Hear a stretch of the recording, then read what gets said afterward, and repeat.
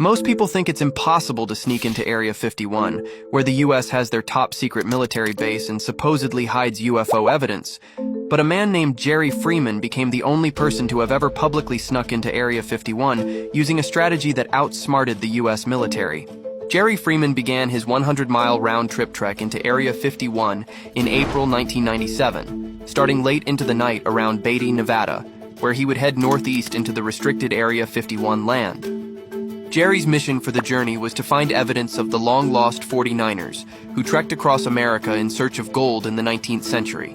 Many of the 49ers' last known location was in the restricted Area 51 land, and no archaeologists were ever given permission to enter the land even for research purposes. So Jerry was determined to be the first. Jerry crossed over into the restricted area in the middle of the night with only binoculars, a butane stove, enough water and food for a couple of days, and a cellular phone that he used to make coded calls to his family and friends who were aware of his journey. Jerry did most of his moving in the night hours when he wouldn't be easily seen and exposed to the scorching Nevada sun. His goal was to make it to Nellis Canyon and Papoose Lake, which is where the 49ers supposedly once stayed.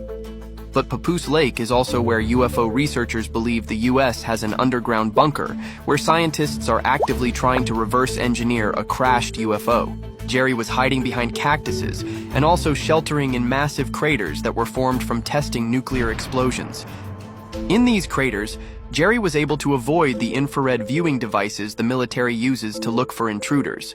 As Jerry started getting closer to the lake, he started noticing things that were getting stranger and stranger, like vibrations in the ground where he was walking, and also a massive ship that lay in the desert sand. But it wasn't until he got to the top of Cockeyed Ridge, looking down onto Papoose Lake, that Jerry noticed something completely unexpected from what all those maps previously showed. These videos take forever to make, so part 2 is coming tomorrow.